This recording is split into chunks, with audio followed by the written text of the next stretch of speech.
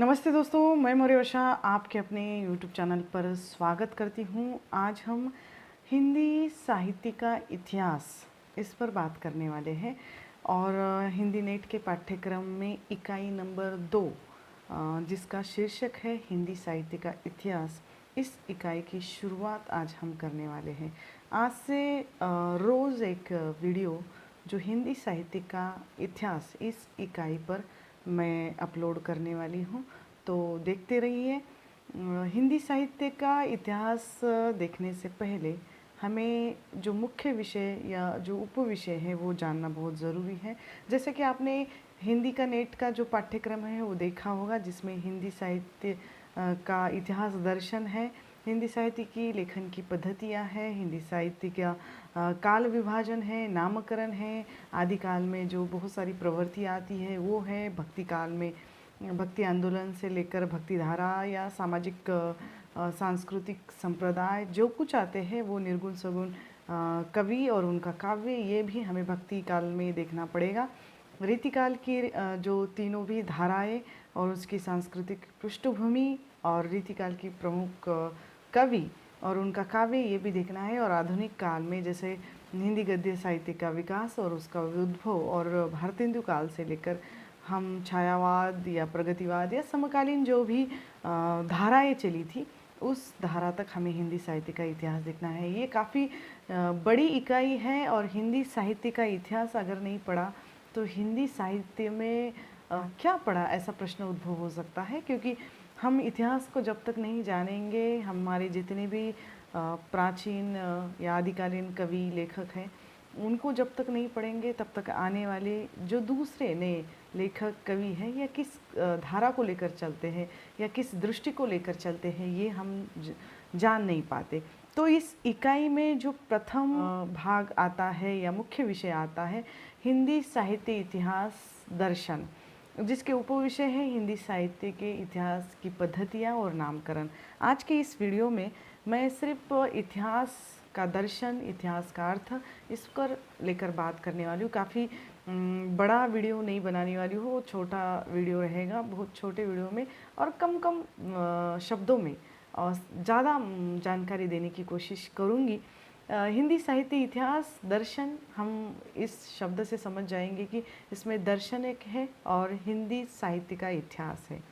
हिंदी भाषा का इतिहास नहीं है, हिंदी साहित्य का इतिहास है।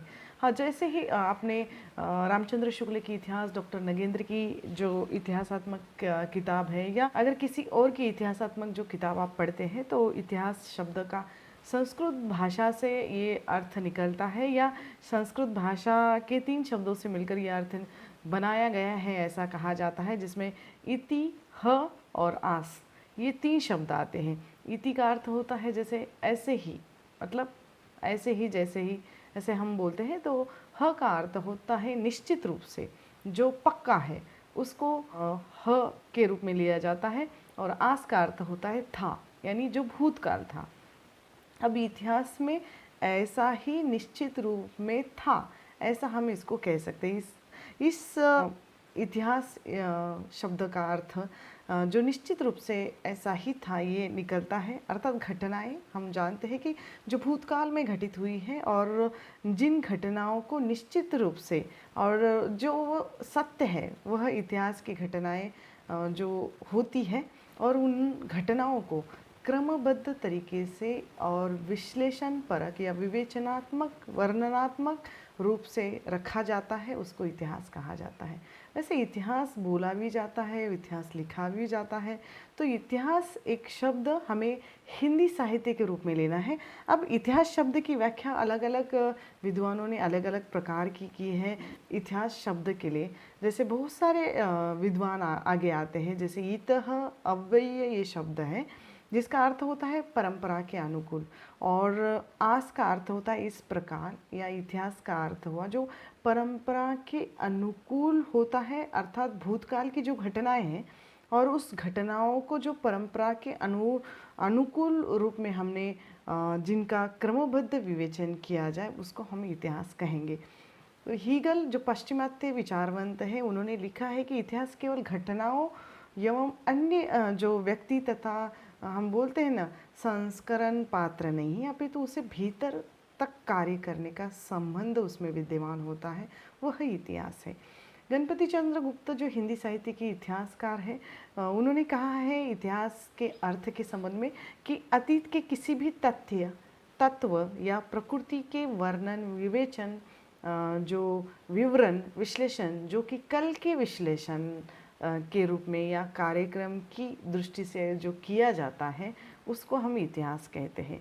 गोविंद चंद्र पांडे जी ने कहा है कि इतिहास एक ऐसी ज्ञानमय अनुशासन है जिसके माध्यम से किसी देश की सभ्यता और संस्कृति को देखा परखा समझा जाता है।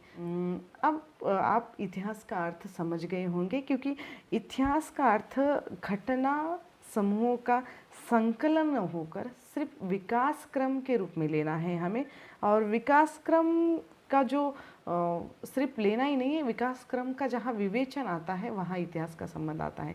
इतिहास केवल हमें घटना, तिथि या उन नामों का विवरण नहीं देती, बल्कि उसमें घटना, स्थिति, प्रक्रिया, प्रकृति और बहुत सारी प्रवृत्तियाँ, उस सभी का अनुशीलन हमें इतिहास समझा जाता है।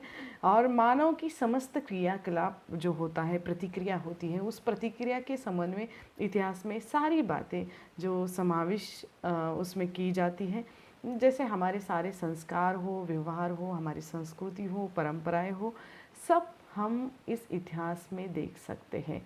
बिना अतीत को जाने वर्तमान के स्वरूप को हम समझ नहीं पाते या समझा नहीं जा सकता, ऐसा विद्वानों का कहना है। और तेन जो अंग्रेजी साहित्य के विद्वान हैं, इन्होंने भली भांति ये स्पष्ट किया है, किसी भी साहित्य के इतिहास को समझने के लिए संबंधित जो जाति, परंपरा, राष्ट्रीय या सामाजिक जो कुछ वातावरण है, परिस्थितियाँ हैं, उन सभी परिस्थितियों का, उन सभी वातावरणों का वर्णन करना, विश्लेषण करना, अध्ययन करना आवश्यक है। इसके लिए जाति, वातावरण या क्षण विशेष तत्व जैसे उल्लेखित है। इतिहास को हम देखने के बाद इतिहास दर्शन क्या है ये देखेंगे। दर्शन अर्थात दर्शन का शाब्दिक अर्थ आप जानते होंगे। दर्शन यानी देखना, शब्दशः अगर अर्थ है तो देखना, किसी चीज़ को देखना, हमें इतिहास को देखना है। तो किस इतिहास को? हिंदी साहित्य के इतिहास को देखना है। संस्कृत की एक परिभाषा है यहाँ पर दी गई है, जैसे दर्शतेन इति दर्शनम, अर्थात जिसके द्वारा दर्शन करना संभव हो वह इतिहास साहित्य है, वह दर्शन है।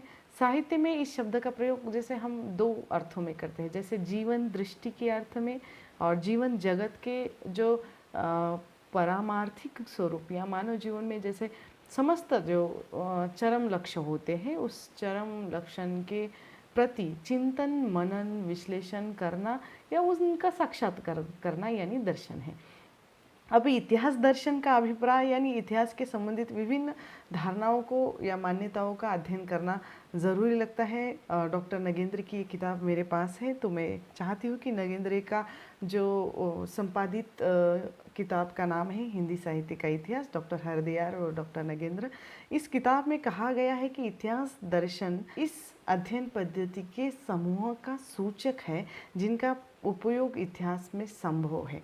भारतीय दृष्टिकोण में प्रारंभ से ही आदर्शवादी और आध्यात्मिक रहा है। जैसे हम जैसे देखते हैं, या अगर हिंदी साहित्य का इतिहास या उसकी दर्शन की बात अगर करेंगे तो यहाँ पर आप देख सकेंगे कि हिंदी साहित्य के इतिहास की परंपरा और उस परंपरा में आने वाले जितने भी इतिहासकार है, रूपरेखा है, जिसमें इतिहास के प्रति भारतीय दृष्टिकोण जैसे आदर्शवादी और धार्मिक रहा है, और इतिहास के प्रति पाश्चिमात्य दृष्टिकोण जैसे हम देखते हैं तो आदर्शवादिता की प्रमुखता रही है। क्योंकि पाश्चिमात्य जैसे इतिहास को हम बोलते हैं कि हिस्ट्री कहा जाता है, और हम जानते हैं तो हिस्ट्री प्रमुख जो व्याख्याता है यूनानी विद्वान हेरोदोतस, ये जो विचारवंत है, जो उन्होंने उसको खोज, गवेषणा या अनुसंधान के अर्थ के रूप में उसको ग्रहण किया है। अब सृष्टि के प्रत्येक पदार्थ या व्यक्ति या मूल्य उसका हर किसी का इतिहास होता है, वो छुपा हुआ रहता है। प्रत्येक वस्तु, पद्धति, पदार्थ का थोड़ा थोड़ा तो इतिहास रहता है। किसी का बड़ा होगा, किसी का छोटा होगा, इतिहास हर किसी का रहता है, अच्छा या बुरा। तो इतिहास के संबंध में, साहित्य के संबंध में यही तथ्य हम यहाँ पर दृष्टिकोण करते हैं कि प्रत्येक भाषा के साहित्य के लिए इतिहास का स्थान अत्यंत महत्वपूर्ण है और होना भी चाहिए। और साहित्य के इतिहास में विकास की जो परंपरा है, परंपरा के उसमें जो उद्भव है, उसका विकास है, आज तक की जैसे स्थिति हम जब देखते हैं हिंदी साहित्य का इतिहास, तो क्रमबद्ध तरीके से विकास क्रम आता है। जो पहले कौन आता है, बाद में कौन आता है, ऐसे विचारवंतों को देखना पड़ेगा। और उसमें रामचंद्र शुक्ल का इतिहास बहुत महत्वपूर्ण है जो हिंदी साहित्य का। और रामचंद्र शुक्ल के इतिहास संबंधी जो उनका दृष्टिकोण हम देखेंगे तो उन दृष्टिकोण को देखने के बाद ये समझ में आता है कि उन्होंने लिखा है कि जबकि प्रत्येक देश का साहित्य वहाँ की जनता की चित्तवृत्ति का संचित प्रतिबिंब होता है, ये रामचंद्र शुक्ल की पंक्तियाँ हैं, तब तक निश्चित है कि जनता की चित्तवृत्ति के परिवर्तन के साथ साथ साहित्य के स्वरूप में भी परिवर्तन होता चला गया है। क्योंकि हम देखते हैं कि आदिकाल में जो प्रवृत्तियाँ रही है वो जैसे छायावाद या प्रगतिवाद, प्रयोगवाद या नई धारा तक आते आते वो आदिकाल की प्रवृत्तियाँ वहाँ पर परिवर्तित हो जाती है। प्रवृत्तियाँ एक जैसे नहीं रहती, परिवर्तन होता है। और वह परिवर्तन साहित्य के युगों के साथ स्वरूप में भी आता है, रचनाओं में भी आता है। और ये परंपरा आदि से लेकर अंत तक की चित्तवृत्तियों की परंपरा परखते हुए साहित्य की परंपरा और हिंदी साहित्य में आने वाली उसको सामंजस्य हम जब देखते हैं या देखना चाहिए, उसको ही इतिहास उन्होंने कहा है। साहित्य का इतिहास अतीत में लिखे गए साहित्य और साहित्यकार का जैसे परिचय देना, विवरण देना इतना नहीं है, उसी प्रकार हम कहते हैं कि साहित्य रचनाओं का परिचय और परिचय पर ग्रंथ नहीं है, ये याद रखना है। हमने रचनाओं का या जैसे लेखकों का परिचय दिया क्रमबद्ध तरीके से तो इतिहास हो गया, ऐसा नहीं है। ऐसा रामचंद्र शुक्ल जी ने कहा है। किसी भी साहित्य के इतिहास को समझने के लिए उनके संबंधित जो प्रवृत्तियाँ हैं, जाति परंपराओं का विवेचन विश्लेषण करना भी ज़रूरी है। इसका कारण हम देखते हैं कि किसी भी देश का साहित्य उस देश के सामाजिक, राजनीतिक, आर्थिक, सांस्कृतिक सभी वातावरण का प्रतिबिंब होता है। और साहित्य की प्रवृत्तियाँ समाज के प्रवृत्तियों का प्रतिबिंब होती है। हम जानते हैं साहित्य का इतिहास व्यक्ति विशेष की उपलब्धियों के साथ साथ इन प्रवृत्तियों का भी विश्लेषण करता है। तो साहित्य इतिहास क्या है, कैसा होना चाहिए, इस संबंध में आचार्य हजारी प्रसाद द्विवेदी ने भी कहा है कि उनकी पंक्तियाँ इस तरह है, देखिए, साहित्य का इतिहास ग्रंथ हो और ग्रंथकारों के उद्भव और विलय की कहानी नहीं है, वह काल स्रोत में बहते हुए जीवंत समाज का विकास है या उसकी कथा है। ग्रंथ आकार और ग्रंथ उसे प्राणधारा की ओर सिर्फ इशारा करते हैं, वे ही मुख्य नहीं है। मुख्य है वह प्राणधारा जो नाना परिस्थितियों से गुजरती हुई आज हमारे अपने आप को प्रकाशित कर रही है। साहित्य के इतिहास में अपने आप को प्रकाशित करते रहे और साहित्य के इतिहास में हम अपने आप को चढ़ाने का सूत्र पाते हैं। अर्थात साहित्य का इतिहास सिर्फ ग्रंथ या ग्रंथकारों का परिचय देना इतना मात्र नहीं है, बल्कि साहित्य की जो प्रवृत्तियाँ हैं उन परिस्थितियों का भी विवरण, विश्लेषण, विवेचन करना ही हिंदी साहित्य का इतिहास है या इतिहासात्मक वह साहित्य है, ऐसा हम देखते हैं। ठीक है, तो यहाँ पर ये इतिहास या हिंदी साहित्य का इतिहास दर्शन यहाँ पर मैंने थोड़ा सा प्रस्तुत करने का प्रयास किया है आप लोगों के सामने। आप लोगों को अगर समझ में नहीं आता तो मुझे कमेंट करके ज़रूर बताइएगा।